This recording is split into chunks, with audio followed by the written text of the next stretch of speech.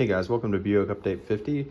So it was actually pretty convenient that I ended up pressing that other panel as a demonstration because I actually ended up trimming it just to see if I could get any better fit than I had with my first panel, and it ended up being quite a bit better, and the gap all the way around is spot on. So there's a little bit of a gap there that I'm gonna have to fill, but it's not a huge deal. And that made welding this time around way easier. Also, when compared to doing the other inner fender, the metal on this was a lot thicker, so it was actually like welding 18 gauge to 18 gauge as opposed to 18 gauge to paper. So then I can grind it out and finally get these holes put back in. I ended up leaving this tiny bit of this hole just so I could locate it on the original piece, which is super convenient because especially with the way that this fits, the spacing for everything looks pretty awesome. So I'll be able to use the old piece as a template to cut out the ends as well as relocate all these bolt holes. As long as this one fits, the rest of them should fit.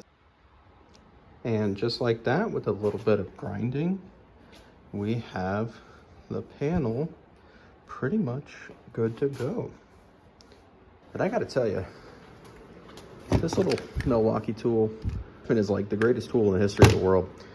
Huge fan. And it was always so difficult for me whether you were gonna get like a huge grinder or something like a Dremel, but that thing is like the perfect middle ground. And with twist lock discs, you can just slap a 36 on, trim it down, slap an 80 on, do some final polishing, and everything ends up looking great.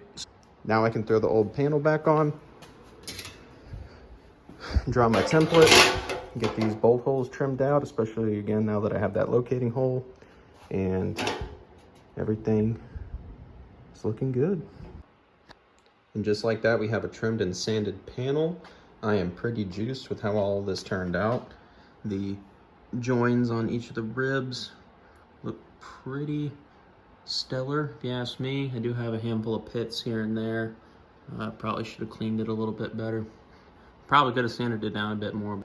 And yes, I know that some of these bolt holes aren't the same exact shape as they used to be. I know that this was round and this wasn't a slot, but and I think this one was probably, straight and not at an angle. But I don't know if my car was in some type of accident or a bump or something, but I did notice a while back that under my bumper there's a weld line on the backside, and I imagined it was probably re-chromed way back when, but I'm assuming there was some type of front impact, because also this bolt has been missing for ever since I've had the car.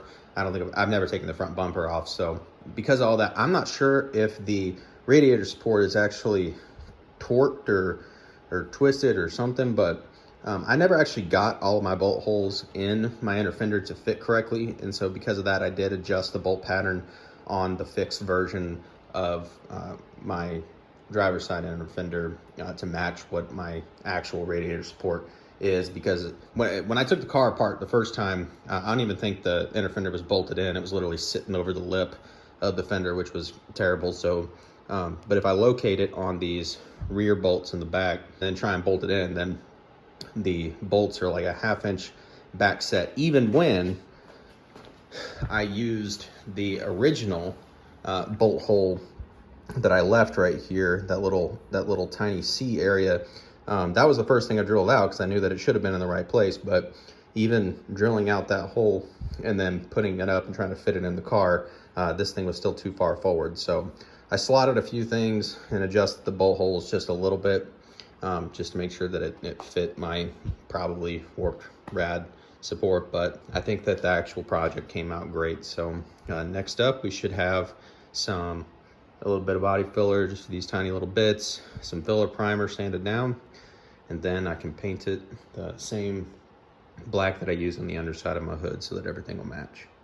One other note, I did take the time to, I took several days and printed out a new fresh mold, and I do have a handful of these if anyone is interested. So most of the interest seemed to be on the passenger side for the area under the battery tray. So if y'all have any other patches that y'all need to do for this side, then feel free to let me know. But otherwise, I think we can call these inner fenders patched. Thanks for watching, guys.